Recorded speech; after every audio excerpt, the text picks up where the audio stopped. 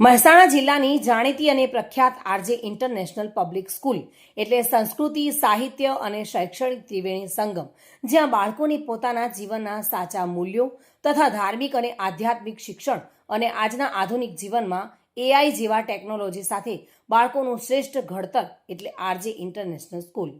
RJ international સ્કૂલના ચોથા વાર્ષિક ઉત્સવ નિમિત્તે સર્જનમ વાર્ષિક મહોત્સવ યોજાયો હતો. વિદ્યાર્થીઓને પોતાની આગવી ઓળખ બનાવવા માટેનું ઉત્તમ સ્થળ એટલે જ આ સ્કૂલ, જ્યાં તારીખ 21 ફેબ્રુઆરી અને 22 ફેબ્રુઆરી એમ 2 દિવસીય કાર્યક્રમનું આયોજન કરાયું હતું, જેમાં વિદ્યાર્થીઓને વર્ષ દરમિયાન વિવિધ કાર્યક્રમો ભાગ લીધેલ હોય તેવા વિદ્યાર્થીઓને પણ પ્રોત્સાહિત ઇનામો આપવામાં આવ્યા હતા તથા મોમેન્ટો અને સર્ટિફિકેટ આપીને સન્માનિત કરાયા હતા. સર્જનમ વાર્ષિક મહોત્સવમાં મહેસાણાના જાણીતા સ્કૂલોના ટ્રસ્ટીગણો અને પ્રિન્સિપાલ તથા શિક્ષકગણ ખાસ ઉપસ્થિત રહ્યા હતા. આરજે ઇન્ટરનેશનલ પબ્લિક સ્કૂલના બાળકો દ્વારા અનેક સિદ્ધિઓ પ્રાપ્ત કરી રહેલી છે. સર્જનમ વાર્ષિક મહોત્સવમાં વિદ્યાર્થીઓ સાથે વાલીઓએ પણ સ્ટેજ પરફોર્મન્સ કર્યું હતું અને સ્ટેજ પર નાના બાળકો સાથે પોતાની માતાઓએ પણ શ્રેષ્ઠ પ્રદર્શન કર્યું હતું.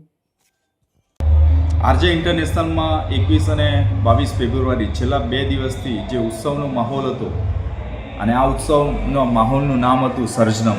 અને આ સર્જનમ દ્વારા, આ ફંક્શન દ્વારા અમારો મેઇન એમ એ હતો કે બાળકની અંદર જે યુનિક કેરેક્ટરિસ્ટિક છે એ સ્ટેજ ઉપર બહાર લાવી કે જેનાથી આગળ જતાં એમનો આ સ્ટેજ ફિયર દૂર થઈ જાય, એ અમારો મેઇન હેતુ હતો. અને આ મેઇન હેતુ સાથે સાથે અમારી સંસ્કાર અને સંસ્કૃતિ એ પણ જવી ના જોઈએ, એટલે સંસ્કાર અને સંસ્કૃતિ સચવાઈ રહે જે દેશ માટે જરૂરી છે, તો એ પણ અમે આ માધ્યમ દ્વારા બાળકોના અંદર માઇન્ડમાં અત્યારથી જ અમે સેટઅપ કરી રહ્યા છીએ.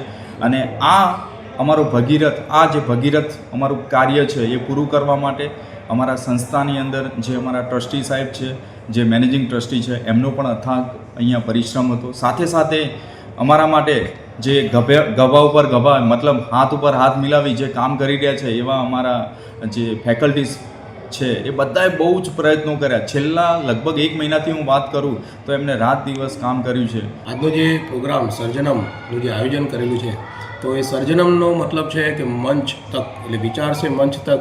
તો એ જે ફંક્શન માટે આજે બાળકોએ અથાગ પ્રયત્ન કર્યો અને શિક્ષકોની જે મહેનત છે જે આજે આપણને દેખાઈ રહી છે, જેમાં બાળકો બધા એક ડાયરેક્શનમાં એક સાથે અભિવૃત્તિ આપી રહ્યા છે અને એક્ટ કરી રહ્યા છે.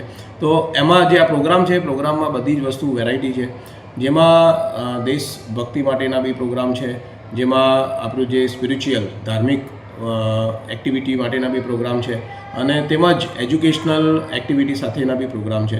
એટલે આ જે ફંક્શન છે માત્ર પર્ટિક્યુલર એક થીમ ઉપર નહીં, પરંતુ વેરાયટી ઓફ 360 ડિગ્રીએ બાળકોને જુદી જુદી જે total spiritual activity, educational activity, તેમજ રાષ્ટ્ર માટેની જે એકતા માટેની એક્ટિવિટી, રાષ્ટ્રભાવના માટેની એક્ટિવિટી, આ બધાને આવરી લેનાર આખું ફંક્શન, જે એન્યુઅલ ફંક્શન સર્જનમ એટલે વિચાર છે મંચ તક, જે એના માટે આજે બધા જ બાળકોની સાથે સાથે જે બધા ફેકલ્ટી બી પરફોર્મ કરી રહ્યા છે.